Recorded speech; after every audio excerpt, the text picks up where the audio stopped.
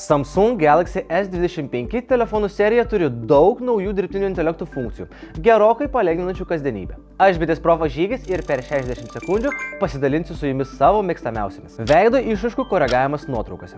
Atverkite kameros programėlę, įjunkite funkciją judanti nuotrauka ir užfiksuokite kelias nuotraukas stovėdami toje pačioje pozoje su skirtingomis veido išraiškomis. Perbraukite ekraną į viršų ir pamatysite dirbtinio intelekto patarimus nuotraukos kokybei pagerinti. Spustelkite, pasirinkite geriausią veidą ir galėsite matyti skirtingas savo veido išraiškas bei išsirinkti gražiausią variantą. Nereikalingų garsų pašalinimas iš vaizdo įrašų. Pasirinkite vaizdo įrašą, kurio garsą norite koreguoti galerijoje. Spustelkite pieštuko ikoną, tada pasirinkite garsiakalbio ikoną. Dirbtinis intelektas aptiks ir leis pašalinti arba sustiprinti balsą, foninį triukšmą ir kitus garsus. Unikalių lipdukų sukūrimas. Atverkite klaviatūrą ir jos meniu pasirinkite emoji ikoną. Dabar spauskite pliusiuką, įrašykite kokį lipduką norite sukurti ir rinkitės sukurti. Dirbtinis intelektas akimirksniu sugeneruos unikalų lipduką, kurį galėsite naudoti žinutėse ar kitose kūrybiniuose projektuose. Patiko šis video?